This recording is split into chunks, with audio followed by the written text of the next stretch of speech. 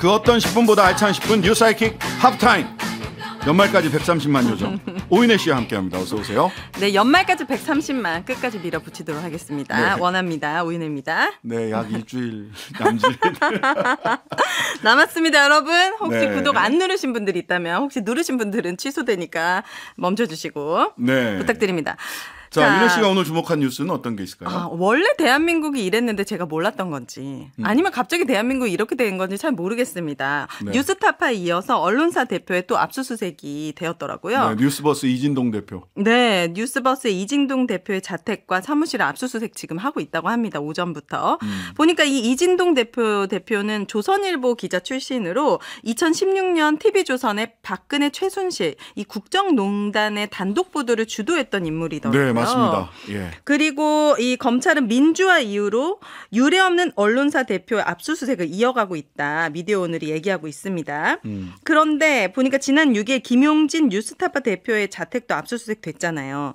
이 명예훼손죄라는 것이 반의사 불벌죄여가지고 윤석열 대통령의 의지에 의해 수사가 이루어지고 있다는 게 언론계 비판이 나오고 있다고 합니다. 네. 그러면서 왜 압수수색을 했나 봤더니 10월 26일에 2021년 10월에 또 이 대검 중수부 2011년 부산저축은행 대장동 대출비리 은폐라는 단독 기사를 썼고 네. 요때 이제 뉴스버스가 대검 중수부가 2011년 이 비리 수사 과정에서 부산저축은행 대장동 대출 관련 비리 혐의를 잡고 압수수색 등 수사를 진행하고도 은폐한 사실이 확인됐는데 그때 이제 수사 주인 검사가 윤석열 국민의힘 대선 경선 후보다라고 보도를 했다는 거예요. 네. 그래서 저는 약간 이 정부가 되게 긁어 부스럼 만드는 재주가 있는 것 같아요. 뉴스버스라는 언론사가 사실 있는지 제가 잘 몰랐는데 네. 알게 되었고 또 하나는 점점 궁금해져. 이 부산저축 관련해서 비리 부산저축은행. 네, 부산저축은행 비리 은폐 수사에 관련해서 윤석열 당시 검사가 어떤 역할을 했는지가 오히려 더 궁금해져요. 자꾸 그렇죠. 이거를 명예훼손으로 계속 대표 언론사를 계속 압수수색하는 일들이 반복되다 보니까요. 자, 일단 이제 뉴스버스 이진동 기자에 대해서 네. 간단하게 말씀드리면 아시는 분들은 다 아시겠지만 조선일보, TV조선 출신이고요. 최서원 씨 지금 네. 개명 네. 최순실 박근혜 국정농단 사건 단독 보도하셨고 탐사 보도의 특장점을 가지고 계신 분이에요. 그게 나오셔가지고 2021년인가 뉴스버스라고 하는 유니버스 할 때 쓴 택시 버스 말고 유니버스, 그러군요. 뉴스버스, 뉴스 세계 뭐 이런 뜻이죠. 네. 그럼 만들어서 이때 첫 단독을 했던 게 뭐냐면 고발사주건이었습니다. 고발사주 채널A? 예, 채널A 네. 고발사주건. 네. 지금 재판받고 있잖아요. 네, 그 네, 네. 검사장님, 손준성 검사장. 그거를 이제 고발사주건을 단독을 했었고요. 네. 가장 최근에는 또 뭐를 했느냐. 소위 처남댁. 마약 이정석 검사. 처남댁 마약.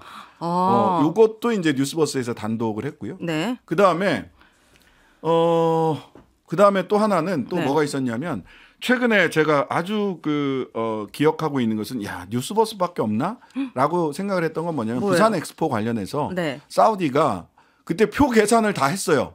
사우디가 한 120 몇 개, 그다음에 우리가 10 몇 개, 20 몇 개 지지국이 요거를 계산을 했는데 이미 예. 네. 그거를 이제 그 사우디 엑스포 조직위원회에서 본인들이 공식적으로 밝힌 자기를 지지하는 네. 나라들 그다음에 뭐 외신 뉴욕타임스 등등의 외신들의 결과를 다 주목해서 네. 윤 대통령 식사회계도 불구하고 사우디 지지 122개국 대역전 이뤄낼까라고 하는 기사를 썼군요. 뉴스버스에서도 썼어요. 이미 뉴스버스밖에 없었어요. 이게 11월 25일자 기사거든요. 그런데도 전이에요. 당일 새벽에까지 막판이다, 막 박빙이다 이런 보도들이 나온 네, 예, 언론사들도 있었잖아요. 예, 자축하고 네. 뭐 51대 49다 이렇게 이랬죠. 그런데 여러분들 뉴스버스 기사 제목만 그 다음이나 네이버 등 포털에 치면 검색이 안 됩니다. 그러면 어떻게 들어가서 봐야 돼요? 뉴스버스라고 하는 사이트로 들어가서 봐야 돼요. 주소창에. 네. 주소창에 직접 치고 들어가야 돼요. 그렇군요. 이게 뭐지? 이 정도로 단독 기사를 많이 써내는데. 네. 근데 뉴스타파에서 뉴스버스까지 이전에는 네. 사실은 뉴스룸에 압수수색 들어오는 것 자체도 굉장히 언론사에서 큰 충격을 받았어요.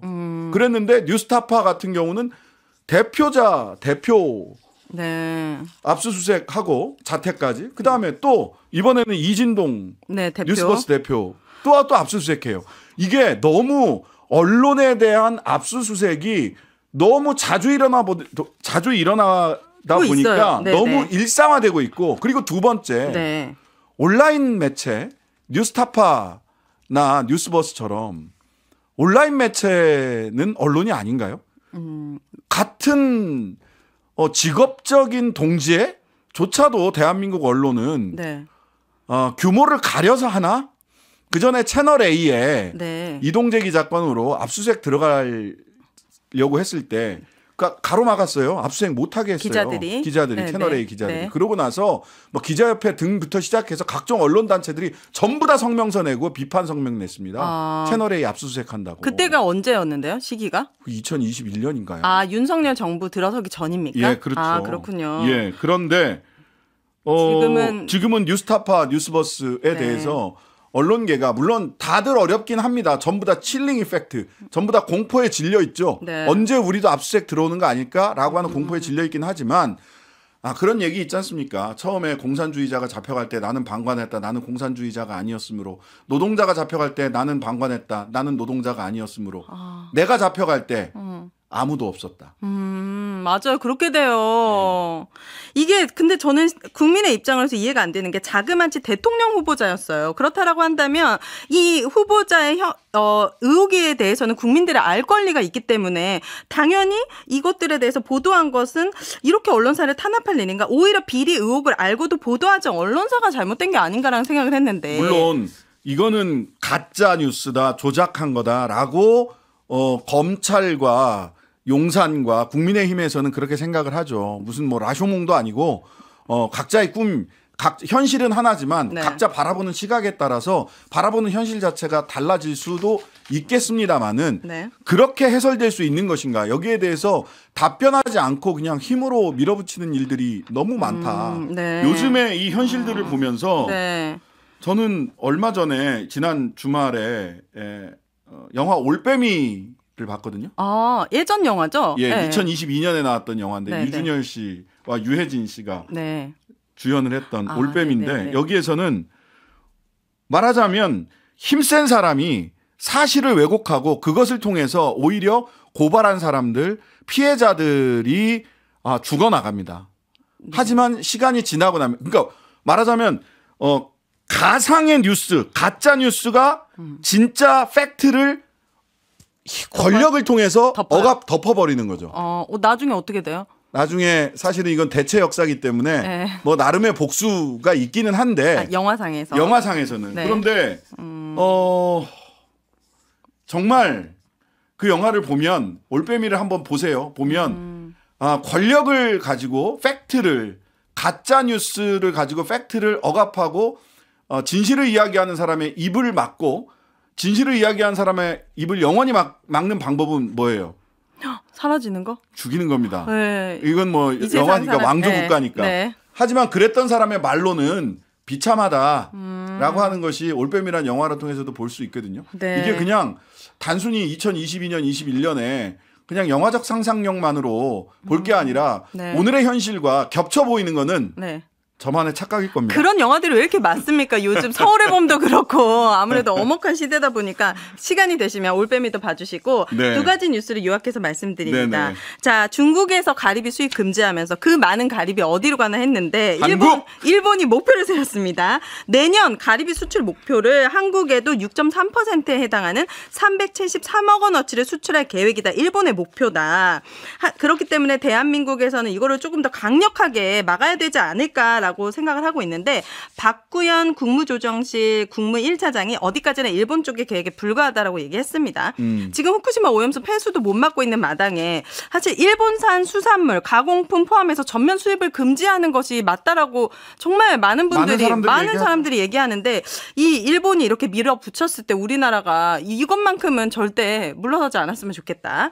그리고 이제 도쿄전력이 오염수가 방류되지 않은 기간에는 이제 해수 분석 횟수를 줄이겠다고 했습니다. 모르겠습니다. 이 사람들이 왜 이렇게 당당한지 모르겠는데 너무 뻔뻔합니다. 그래서 이렇게 해수 분석을 줄여도 될지 걱정이에요. 그래서 우리 바다에도 어쨌든 오기 때문에 국가에서 좀 이렇게 사람을 보내가지고 정말 안전한지를 좀 검사할 수 있게끔 했으면 하는 바람이 이게 있습니다. 방류구로부터 600m 이상 떨어진 6곳에는 방류 중에는 주 2회, 방류하지 않는 기간은 월 1회만 분석을 실시한다라고 네. 방침을 밝혔어요.